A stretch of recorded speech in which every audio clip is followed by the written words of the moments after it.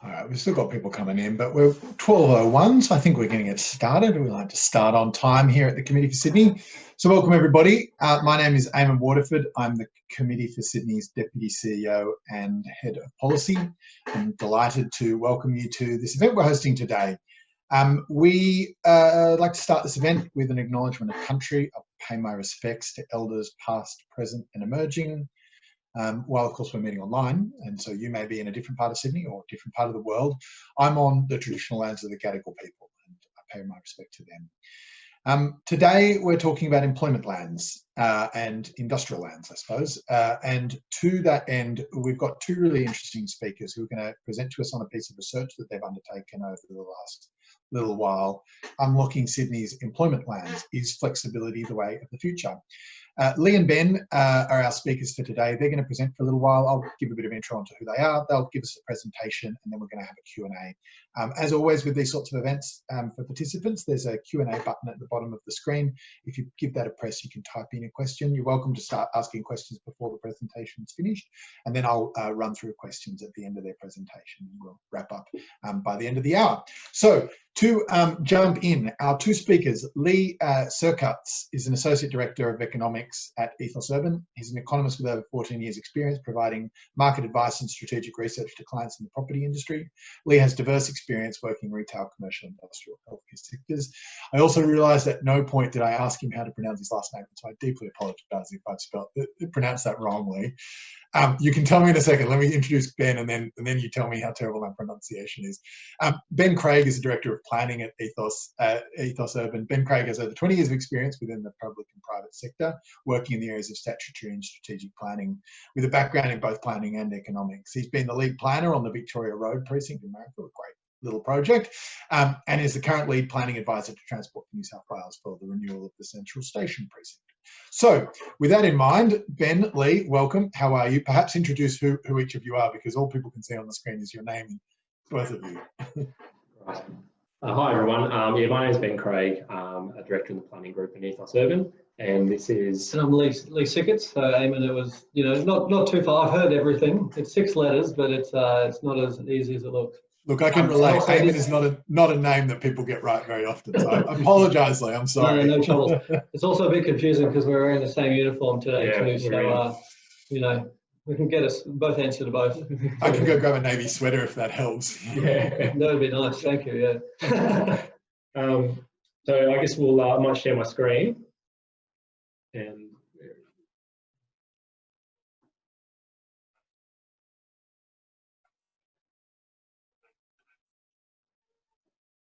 you all see that? Yes, up on the screen. Yeah. So just as a bit of background, the title, Unlocking Sydney's Employment Lands, is flexibility the way of the future. This is a bit of research that Lee, myself, and a few others here at Ethos Urban have been doing over a little bit of time, just really exploring how we plan for Sydney's employment lands, and the question of whether or not we're doing it right at the moment. So a bit of background to where we are today. As everyone probably knows, that the regional and district plans, when they were introduced, they introduced an updated strategic approach to employment lands across Greater Sydney, with the whole retain and manage, review and manage, and plan and manage processes put in place. Retain and manage being the safeguarding of all the employment lands, and that really applied to the eastern city, a lot of areas in the central city, as well as the north and the south. Then we had review and manage and plan and manage, which sort of were more focused out towards the west. And following this, the Greater Sydney Commission released a thought leadership paper titled Metropolis That Works. That came out in October 2018, and it sought to provide greater clarity on the GSE's approach under the regional and district plans. And when it was released, I guess it caused a bit of a stir in the industry, and having discussions with colleagues as well as clients and other industry people, there was a general consensus that that it wasn't maybe quite on the mark, or there were some concerns, I guess, in terms of the impacts, inadvertent or otherwise, that it might have on the planning for employment lands. A lot of those concerns stem from people, I guess, looking to rezone employment lands, but also about people looking to reimagine employment lands as well. So that really got us to a point of thinking about, should we have a look at this issue and see whether or not we have got it right, and really look at other examples in other cities and across the world and see how other cities are also dealing with the problem of employment lands and the scarcity of employment lands, and the way that is combating with other land uses that seem to have historically eroded employment lands. Now, before we get into the presentation, I just want to say that we absolutely agree with the fundamentals of protecting employment lands. They're a vital part of Sydney, and therefore they require careful management so that we don't lose them for the long-term future of Sydney. But the question that we found ourselves asking ourselves after we read Metropolis at Works and spoke to people in the industry was whether or not the current approach that was being put forward by the Greater Sydney Commission was going to help Sydney maximise the use of its employment lands, or whether or not a greater level of flexibility was the key to unlocking their potential. And I think if some of you tuned in, you probably saw Sarah Hill and Jeff Roberts talk to this issue to some extent in their presentation to the Committee for Sydney in May. And they talked about flexibility, and they talked about the need for innovation, particularly in the era that we find ourselves in now with COVID. And I guess that we'll touch on that as well. But it was a timely presentation because it ties in quite well to the research that we have been doing. So without any further ado, I'll just pass over to Lee, who'll run through the research, and then we'll hand back to me later on.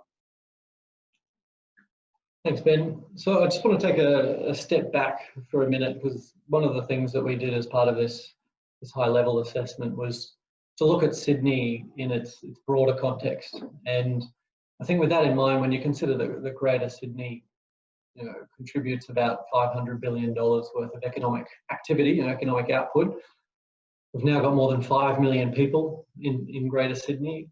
We're no longer a small contributor on the world stage. We're a key global location, and when you actually look at that just from a pure population point of view, we're bigger than some of those key cities in the world, like the likes of Barcelona, Berlin and Rome. We're almost the same size as Singapore as well. So when you put it in that context with our economic output and our population, Sydney has a very strong role to play, not just globally, but specifically within our Southeast Asian region. And it's also, against that backdrop, good to remember that like Sydney's population growth, and Australia's more broadly, is among the highest in the developed world. And some of the pre-COVID forecasts, at least, were outlining that Sydney, or Greater Sydney, could achieve 8 million people in the coming decades. So that's another 3 million people, or another 1 million people every 10 years. Now, against the COVID backdrop, it's kind of interesting because obviously short term, those forecasts go out the window. But if you look at a long-term point of view, when you consider the fact that Australia has reacted quite well to the pandemic at the moment, and obviously, knock on wood, hopefully that continues. But in the longer term outlook, what's to stop Australia from being an even more attractive location than it was already pre-COVID, in terms of being seen as a destination for employment, for growth, and even now for safety and its response in this current pandemic. So I think there's still a strong growth opportunity there that we need to consider, particularly when we look through the short-term impacts. But some other comments that we've got here when we look at the global stages is things like population density. So Sydney's population density is around 2,000 people per square kilometre. When you compare to some of those cities I mentioned before, Berlin, Barcelona, they're around 3,000 to 4,000, and Singapore's over 10. So I'm not saying we'll ever get to that level of density, but what that does demonstrate is that from a global point of view, there are a range of cities that are doing more densification across the board to accommodate some growth. For Sydney, obviously, we have a bit more land, but if we're talking about accommodating growth in people, but also jobs, so we're looking at around 1 million more jobs over the coming decades. Where do those locate? So we need to be careful and think carefully about where we start to accommodate this growth and best locations for that, because that's increasing growth is going to be putting pressure on already our scarce land supply, particularly in key inner city markets. So back to the employment lands. So this map here is just representing where are those key employment precincts. So this is the industrial lands, but also urban services lands across Greater Sydney, but excluding the CBDs. Now, there's a couple of things that become quite obvious when you look at it at the headline level like this, is that you can see the actual provision of industrial lands is fairly limited, particularly in the eastern parts of the city. But as you go into the central and western parts of the city, we're seeing greater tracts and larger parcels for industrial areas. And obviously, the Aerotropolis out west is a key focal area for what the future of these lands look like going forward. But it's also interesting when you look at it in this manner, where you see there are large parcels in the likes of Port Botany, but the remaining precincts are all quite small, but there are quite a few of them. And I think it's important to remember against that backdrop that every precinct is a little bit different, and particularly as they relate to key drivers of what makes a successful industrial and employment precinct. And some of those drivers are things like access to infrastructure, so port, airport, major motorways and arterials, being close to their customers, whether that's businesses or consumers, benefiting from being in a key cluster. So being close to suppliers, being close to their distributors, obviously can help to improve viability for particular occupiers and industries. But essentially there's a range of different things there that then influence that commercial viability for occupiers, and that plays into the stories about land values and rents as well, and how that's all achieved.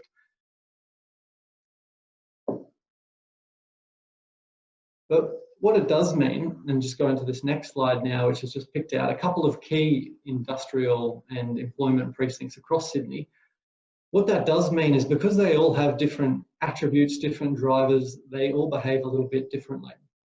And that's no secret, because when you consider the fact that there's different built forms, different scales, different uses, and those attributes, that does make a lot of sense.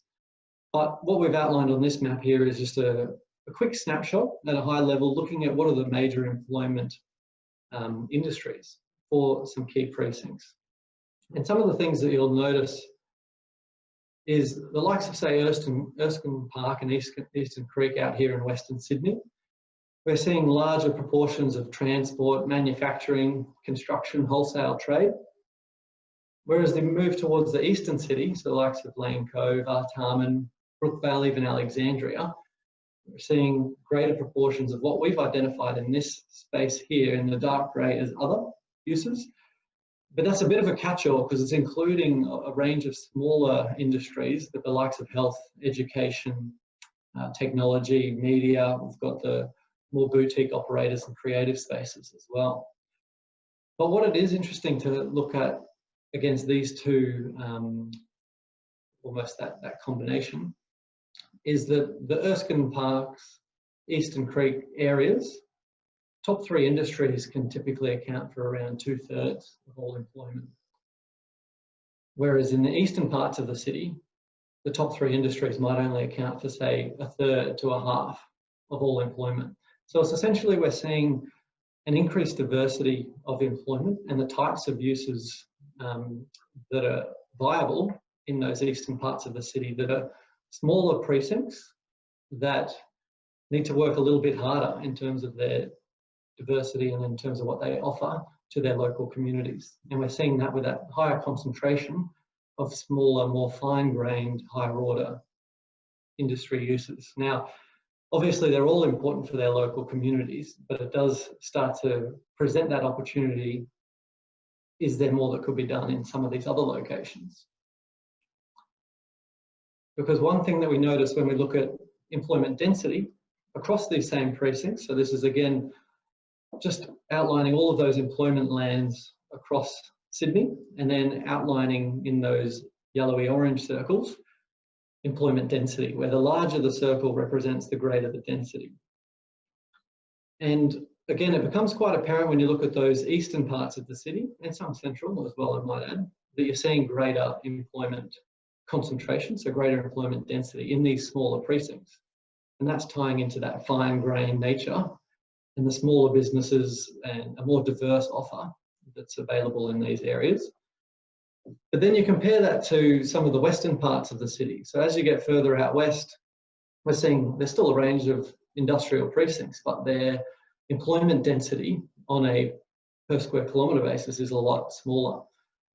And again, some of that's attributed to the types of uses that are out here. So obviously, going back to, say, the Eastern Creek Erskine Park precinct, being a large transport and logistics hub, you will expect these large warehouses of, as we know, 10 to 20,000 square metres, storage of warehouses.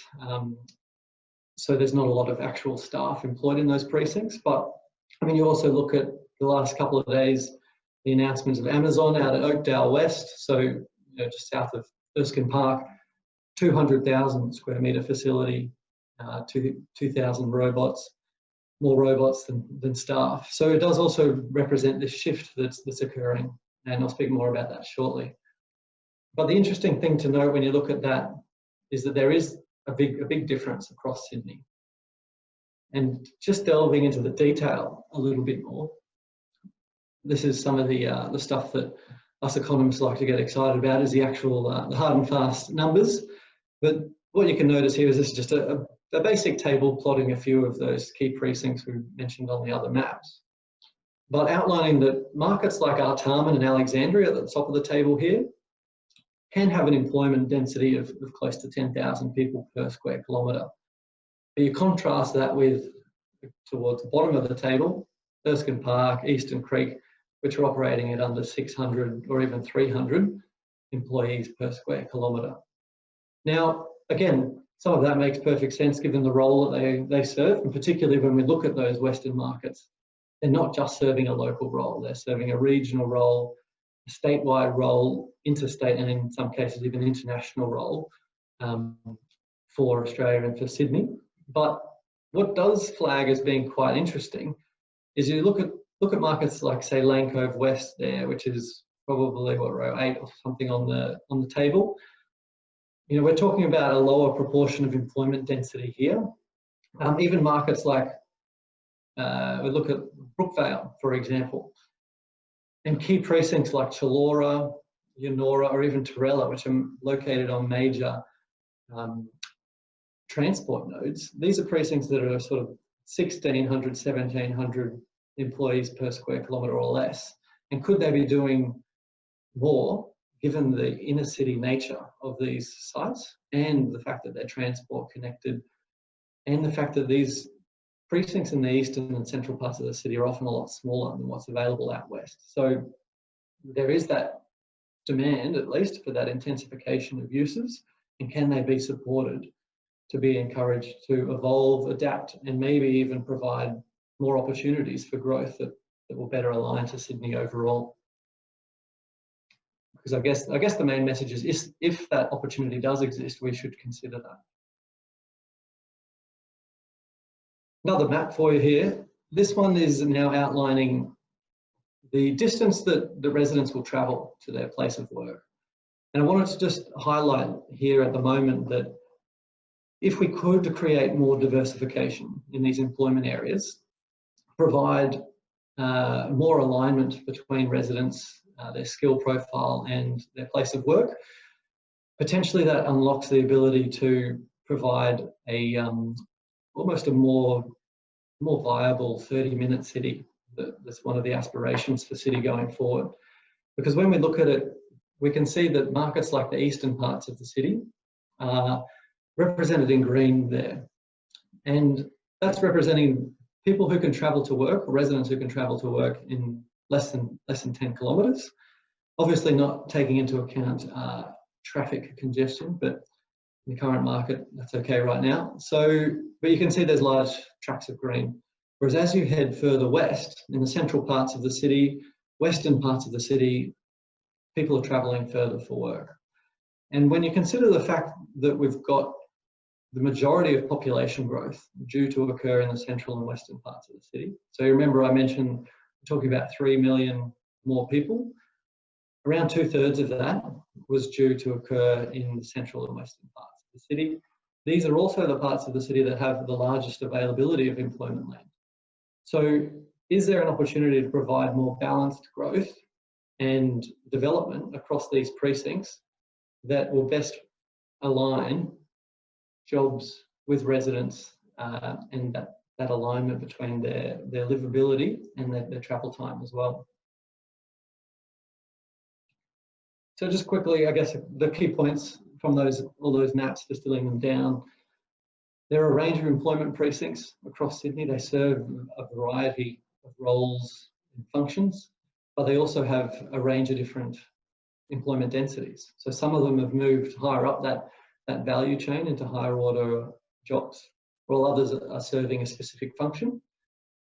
But what is clear is that while some are behaving and operating very effectively and continue to evolve and adapt and respond to the changing nature of employment, there are precincts, particularly some in inner city areas, that flag as being possible sites for future investigation, where we could be doing more to potentially unlock some of these precincts. And not all precincts are equal, but there are a few, as I mentioned earlier, that even on key transport interchanges or major mixed-use precincts that could start to benefit from a little bit more flexibility in the approach for what happens in their development, but also what that means enable in terms of intervention. So if a little bit more intervention could help push them along and actually result in a greater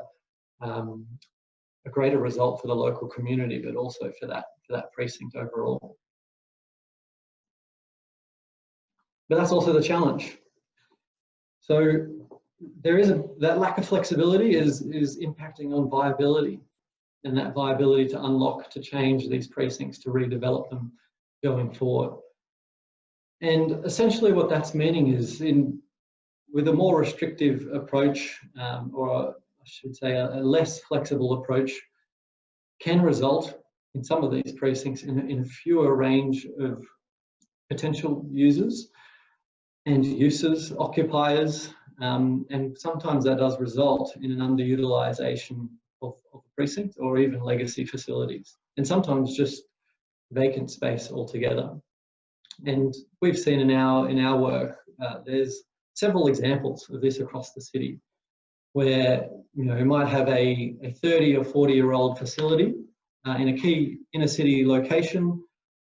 Owner-occupier has been there for years. They're now at that stage that it used to operate well. It's now in need of substantial reinvestment, but also they're seeing that challenge due to the fact that they can't move because of the cost involved of building a brand new facility. They can't reinvest because of the costs involved in remediating the site and bringing it back up to modern fit for purpose standards.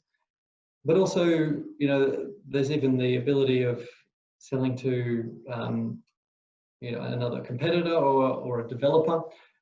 That viability has also been impacted due to the cost involved with remediation, or also restrictive planning controls in some instances. So providing a more flexible approach could then allow these key parts of the city, particularly in inner city well located parts, to adapt and respond better to both market demand as we see these needs and requirements evolve in our city, but also more fit for purpose built form as well, which, as we said, when we're seeing this evolution, as I go into this next slide, we're seeing the evolution into the nature of employment changing. And that's not just technology, but we're also talking about the diversity of uses and requirements that are also changing, and the pressure on built form. So if we could be a little bit more flexible in some of these key locations, that does allow us the potential to create a better match between community skill sets, between jobs, but also better position these employment precincts for the future. And I guess when we're talking about this evolution, we're talking about the continued transition to this knowledge and service-based economy, but we're also talking about the evolution in key areas and new industries. So this is also talking about the likes of, you know, as the Greater Sydney Commission mentioned before in their previous assessments, you know, increased freight and logistics, operations, med tech, aerospace, but I guess more locally as well, can we look at 3D printing, advanced manufacturing? How do we evolve into providing a more curated precinct, I suppose, is the best way of thinking about it. Because this evolution in technology and the nature of employment is also putting pressure on the built form in our employment precincts. It's putting pressure on the likes of higher clearance warehouses, 24-hour operation in some instances, but also in terms of e-commerce. We've also got then that pressure on what these new workers need and require. So again, if I go back to that Amazon example that was in the paper the other day, 2,000 robots, 1,500 workers, but they are due to be workers who are mostly specialised, knowledge-based workers, so predominantly software and mechanical engineers. So again, when we're talking about this evolution of employment, what does that mean from a physical standpoint? Well, that means there is that need for more types of uses, so the likes of amenities, office space, and what that, how do we best attract the best talent to position ourselves going forward, I suppose, is the way to think about it. But technology has also allowed us to consider uses that weren't previously possible in these key employment precincts. So modern building materials, new technology means that we can do things now that we previously couldn't have considered when we first investigated how we planned and accommodated employment precincts across the city 30, 40 years ago. But even as recently as 10 years ago, we've seen key shifts happening. And that's one thing that's even the COVID situation has emphasised to us, is that importance of evolving with the time. And that's also the opportunity, because if we are able to adapt our employment lands, be innovative, cater for these emerging trends, now is an actual key point in time where Sydney has a unique opportunity to position itself almost just, don't like to use that expression, I've heard a lot, but the step change. You know, how do we future-proof our city to best respond to the evolution of employment and the nature of jobs and what that means for our built form? But also, how do we build in resilience, both in terms of supply chain diversification, but also resilience to be able to adapt, evolve quickly as the pace of technology quickens. But it's also about embracing those new industries and new technologies. So it's not just about technology, it's also about localized manufacturers, advanced manufacturing facilities, creative spaces, and providing those true live, work, play type environments, but in a sensible way that also still protects and maintains that employment opportunities in these key parts of the city. And I guess what we're meaning from that is some of these precincts are functioning really well. Other precincts, we think more can be done to be in order to unlock some of the opportunity that represents some of these locations. And that's particularly those locations I mentioned in inner city locations that might be on a major transport hub or could accommodate a range of different uses that previously hadn't been considered, that we now should investigate in order to help grow and evolve Sydney and accommodate all of this future population and employment growth that we need to start thinking about. And does that mean that the key uses like the office, health, education, amenities provided? Absolutely. But also, could you use precincts like, or uses like residential, where you have the right ability to manage any impacts and integrate it effectively? Could you use that as an enabler to start to unlock what these precincts could look like and how they could be reimagined going forward? And I think what our analysis has showed is that it's only high level as we indicated, but it does flag there's future areas that we need to investigate going forward, because in a growing market, in a global city, there is that ability for us to be able to shift and best position the city going forward. So I'll just hand you over to Ben. He'll take it home. Thanks, Lee. So I think the obvious question now is, post-COVID, what does all this now mean? We undertook a lot of this research prior to COVID occurring, but I don't think it changes anything. In fact, I think it reinforces everything. It reinforces the need for our employment precincts to be more flexible. I think if you recall, Jeff Roberts spoke in the presentation in May, and a couple of important points I think that he made that we entirely agree with is that the COVID situation has actually created a point in time where, in his words, it's a rainbow moment and a potential new dawn for Sydney's employment lands. I think the words. And I couldn't agree more with that. I think if you look at the way that Australia has responded to COVID, and as Lee said, touch wood, we continue on that trajectory. It really provides us with the opportunity to leverage that response and our position at the forefront of that recovery process to better position ourselves in the future to do business and to be more prominent on the global stage. And I think our employment precincts have a very key role to aid in that recovery. But in order to be able to play that key role in aiding in that recovery, I think it's important for us to look at these employment precincts and ask, could they do more? Can the business and employment composition be further reinforced across these employment precincts so they include a broader amount of users? You know, urban services, absolutely. You know, we wholeheartedly agree that they need to continue to provide urban services. But how can we now integrate e-commerce more, click and collect more, advanced manufacturing more, creatives and maker spaces more, offices and education close to home? How can we integrate all of these things into our employment precincts and our industrial precincts to make them perform better, drive that employment density, and perform multiple functions for the local community? So I think the key takeaways from our research ultimately were that not all precincts are created equal. There are indeed many precincts, and the large majority, to be honest, of precincts are operating very well in Sydney, and we don't want to touch them. We 100% agree with the Greater Sydney Commission on that. But some precincts aren't performing as well as others, and many of them have some patches or entire precincts that are heavily underutilised. Lee mentioned the legacy issues, you know, the examples of factories that are maybe 30, 40 years old where the business can't relocate to another site. And the planning controls, you know, FSRs of 1-to-1, height limits of 15 metres, you know, they're restrictive planning controls that really don't allow for that site to be viable to turn over. So it costs a lot of money to decant that site and then remediate and then redevelop it.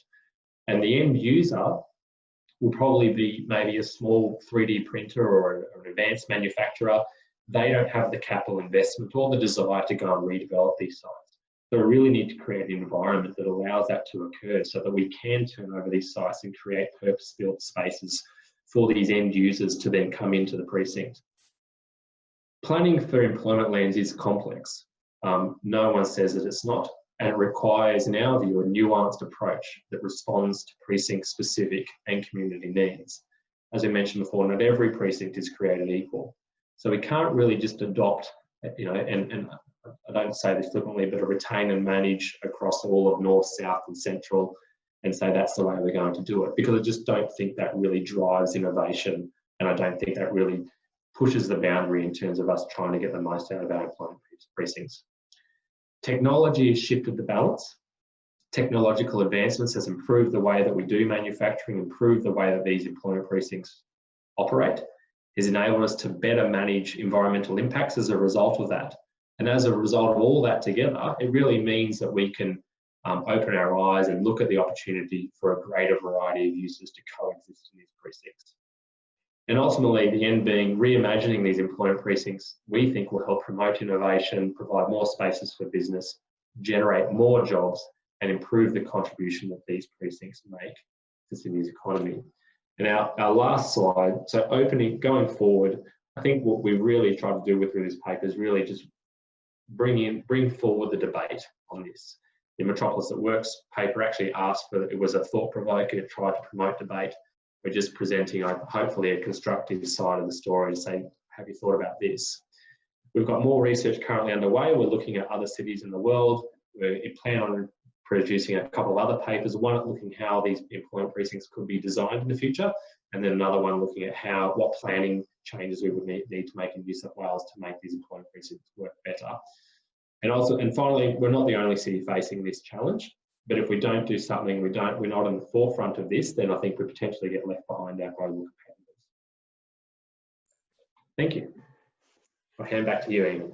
Thanks, Ben. Thanks, Lee. That's very, very comprehensive, and I love a good summing up slide. So maybe do you want to just jump back one slide? Yeah, may as well leave that open. I mean, people have seen our faces already, right? So yeah. we've had a couple of questions already come in, and if you've got questions, those of you in the audience, please feel free to type them in. We've got plenty of time for questions. This is great. We should get through a bunch. Look, I guess I just wanted to jump straight to what I think is at the core of the controversy around industrial lands policy. And that really is this idea that there is a sense that if we allow for mixed use or diversity of uses on these lands, that will deteriorate access to jobs in Sydney. That essentially that we'll get a bunch of residential on these industrial lands, employment lands. There won't be any jobs on them, and as a result, there won't be any jobs in Sydney that aren't knowledge economy jobs in office towers, right? That is at essence the kind of the thing we're trying to protect against. And it sounds like for starters, you guys don't think that would be a good outcome. So I think we're all generally in agreement with that. But it sounds like a little bit from your research, what you're saying is that residential could in fact, or residential other uses on these lands could in fact catalyse greater employment density in these places rather than reducing the amount of employment in these spaces. Do you want to talk a little bit about that? So I might respond to that. So I think our thinking is that having looked at other examples, residential or other uses could definitely be an enabler.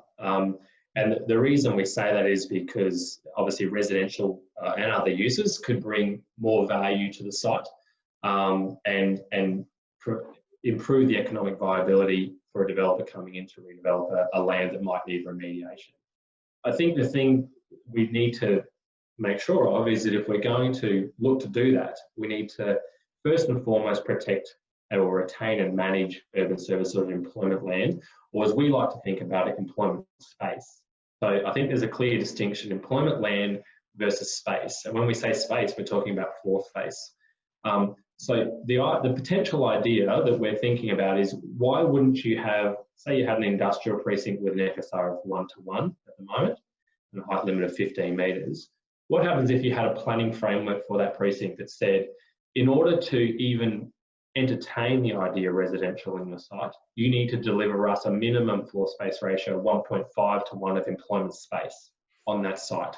Only if you can provide us with that 1.5 to 1 minimum will you really then open the door for other alternative uses to be incorporated into your concept. And the idea then being residential is the carrot at the end of the stick, potentially, for some of these precincts, and it then drives that turnover. You then get a 1.5 to 1 or maybe 2 to 1 or whatever ratio of employment space that then can be used. And you could potentially also introduce other things like controls that might ask for subsidised rent through voluntary planning agreements, all these sorts of things that then provide reduced rent, but in fit for purpose spaces that allow these smaller users, for smaller manufacturers to locate in there at a reasonable rent. So we've only really just started to explore that. It's just an idea, a thought bubble at the moment, but we're going to talk about that in the future in a bit more detail in further papers. Sorry, I mean, I'll just add to that from the economic side as well. That just building on what Ben was saying, is if you can enable some of these alternative uses to unlock these precincts, then you do stand to benefit quite a lot of employment growth, particularly when we consider the fact that some of these underutilised precincts, or even industrial uses in general, might typically support, say, 1 job for every 100 square metres. Whereas if we could get different uses from an employment standpoint on those lower levels of, or in part of this precinct, as Ben was mentioning, you can then start to look at 1 worker for every 15 square metres if it's say an office space use, or if it's modern office warehouse. more of a 1 to 30 sort of ratio. And these are the key things that this evolution in employment and built form is putting extra pressure on modern facilities, because there are more intensification of that employment that can be unlocked if we could complement that in the right way in the right precinct. I suppose, I mean, one thing that does present is, we probably also need to get a little bit more granular about the types of jobs and the types of services that those jobs provide. Yes. When we talk about, industrial lands, employment lands, jobs, as you say, some of them require a lot of space, some of them require a lot less space, and we could intensify the number of jobs.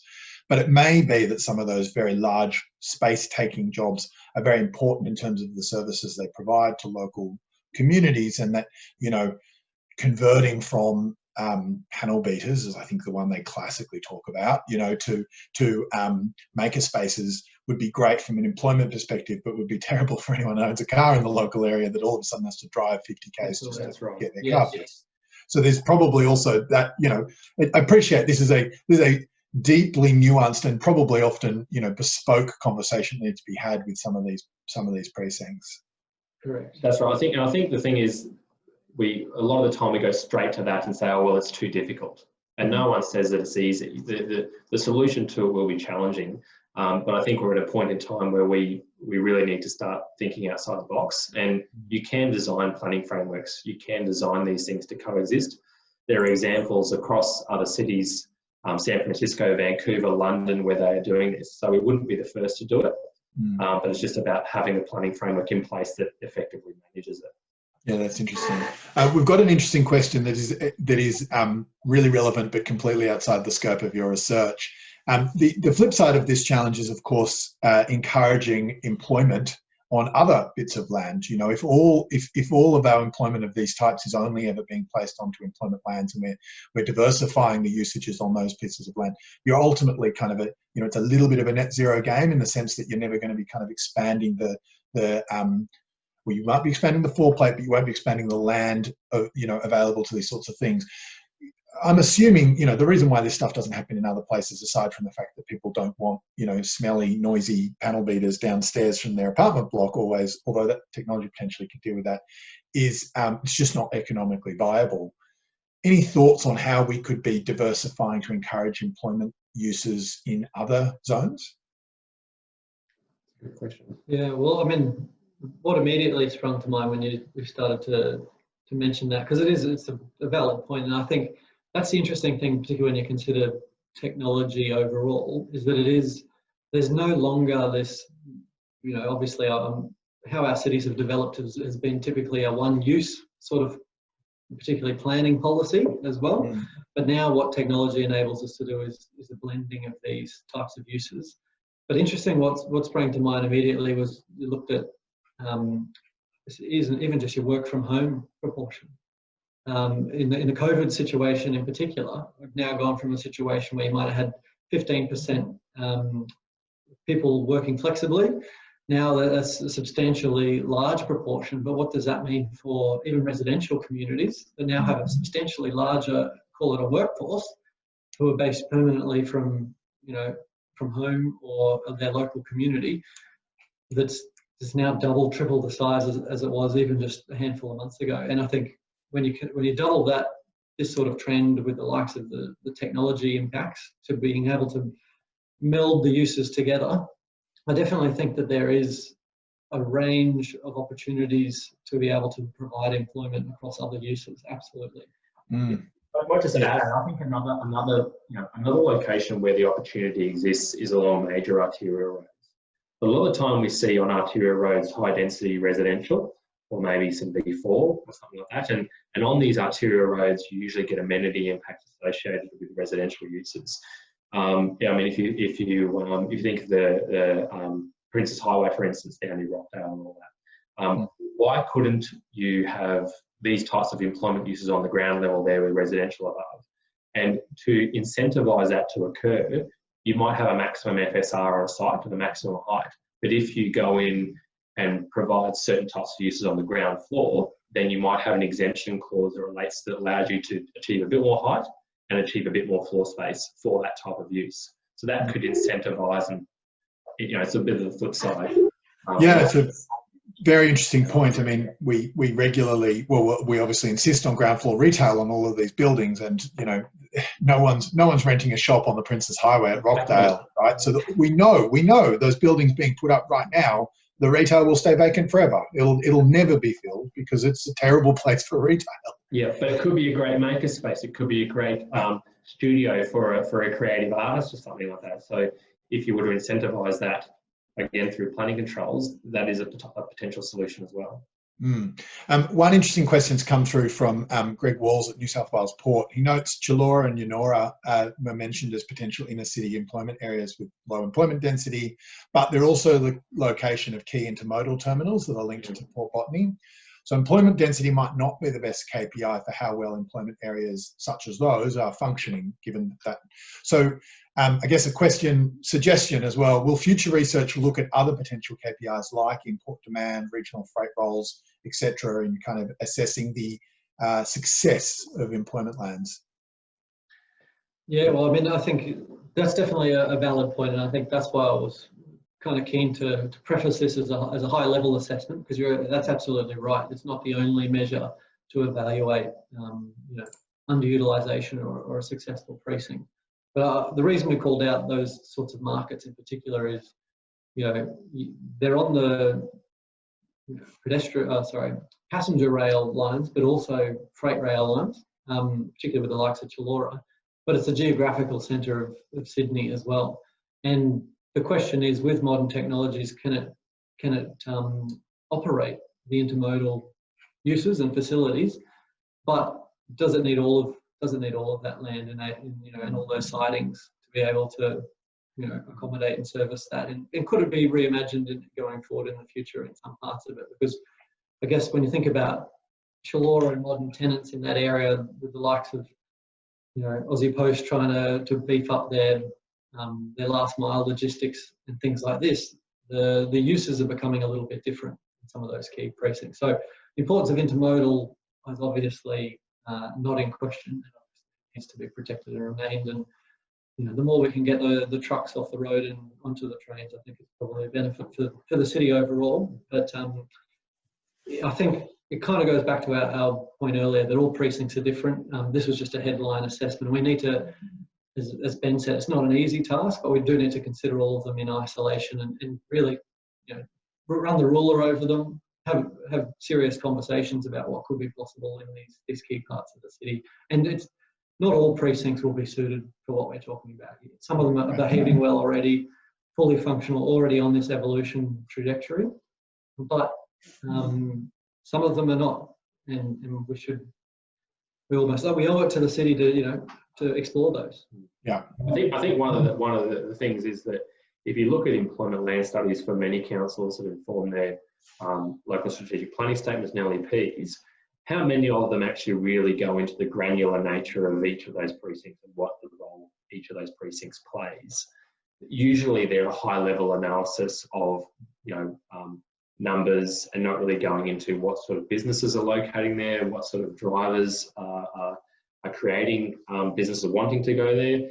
But I think we need a little bit a better understanding. In the case of Yennora, absolutely. I mean, I think that it's a very significant intermodal terminal going forward, same as Chullora.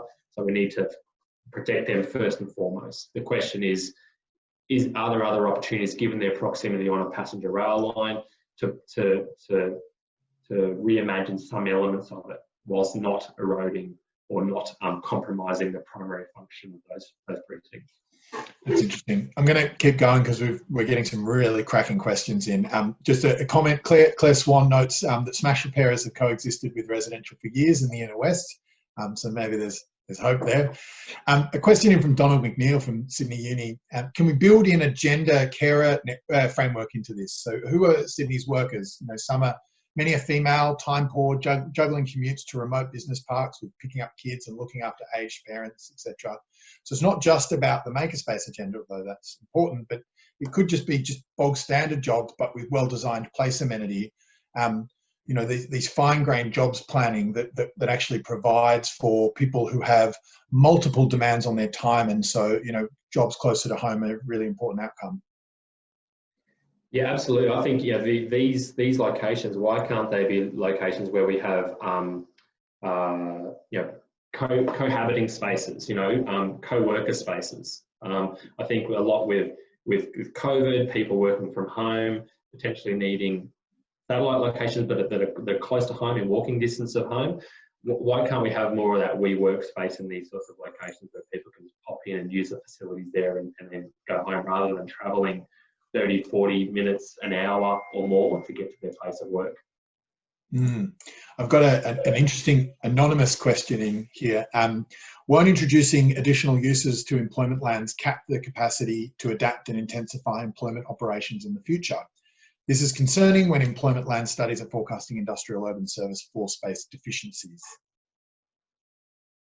Yeah, well, I guess what we're talking about in our focus areas is more about how do we unlock the opportunity in some of those precincts. So, I think that the key thing is, as the topic of the paper, I guess, is about flexibility. And I think if we could repurpose these precincts in that flexible manner, there is no reason why what we're describing now might be a mix of different employment uses that, for example, would be commercial with an office industrial component, but in 20 years' time that might need to be repurposed into something else entirely. And I think with building materials, modern technologies, we can if we could design it properly and think about it with a forward vision, then you could repurpose whatever facility you had down there. And it's even, when you talk about,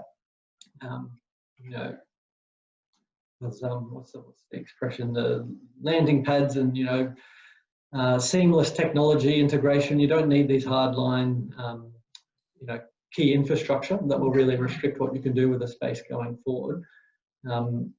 Technology is a lot more mobile now. Build qualities is different. So, I think building that flexibility to be able to provide a range of different uses going forward would enable a range of different uses to be provided in the future. But also, it kind of comes back to that first point now, though. Unless we start to unlock these precincts, we won't even get that chance. Yeah, I think and the other thing is, as I mentioned in the presentation, we're currently working on an urban design paper that looks at this same issue and looks at how these precincts could be designed, and then we're going to look at a planning paper. The urban design paper is the one that we're going to come out with next, and I think that's going to really, what we're going to do is show some case studies and then do some concept designs of how the integration of all these uses could actually work in reality. So that will be quite an interesting one to sort of watch this space, I guess. I think what they're getting at, and I see a follow-up point, I'm assuming from the same anonymous attendee. I mean, there is a tension in some of this that once you start to introduce people living in a space into the place, yes, that introduces an opportunity for adaptation and reimagination of the space right now, but it also introduces a barrier to further and future reimagination of that space. Yeah. So I suppose it's a point well made that essentially, this is something that can't be just like, there's a reason why we need to protect some of these lands, because absolutely, we can't predict exactly what will be needed in the future. And it won't be appropriate to all precincts. Absolutely, right. Because some of the role they serve will be too important. I'm going to take the next one as a comment, but it's a comment well made. I won't say who it's from, although why doesn't a city that works policy, so the employment lands policy from the government, apply to government-owned land? North Everleigh and the Bays that are currently zoned IN1 are all being flipped to high density residential. Why is there one rule for private land but a different approach to government land? A comfortable no comment from you guys is probably allowed on that one, but it's a don't point. know the answer to that, I must say. So look, I think another point that's been noted, one of the challenges on new release in employment lands is that infrastructure is user pays, so water, sewage, power, and the like, and that this creates an impediment for traditional users that might be interested in relocating from existing employment lands to places that are perhaps better suited to the type of land, the type of employment uses they'd like to offer, because of that additional cost in new areas. So a point to note that it's perhaps a barrier to encouraging jobs further west. Yeah, I think, and I think it's sort of it is a barrier to entry and a barrier to relocation for a lot of these sites. And I think that in itself is stymieing the potential of a lot of eastern precincts, because you've got big players who've been there for 30, 40 years. They can't relocate over west, even if they want to, just because the costs are prohibitive. But the only way to unlock that is to provide an opportunity where, say, a developer can come in, redevelop their land, pay them the money that they need to enable them to relocate, which then unlocks the eastern site. The developer then develops the site and creates purpose-built spaces that might be more fine-grained and allows more businesses to come into the site, generates more employment, a greater diversity of uses that service more needs of the community. So it's sort of a cycle, I guess. Better respond to market demand as well. Yeah. Well, look, I think that's actually a pretty good place to leave it. We've had some really fantastic questions. Thank you for the presentation, some fascinating insights in there. If it's all right with you, I'd love to share. Obviously the full report has been released now, so we'll share that with attendees that have come along today, so that they can read more of the useful thoughts you guys have provided. So thank you, Ben. Thank you, Lee. To everybody who's attended, thank you to you as well. Enjoy the rest of your day, everybody. Okay. Thanks, Eamon. Thank you, everyone. Bye, everyone.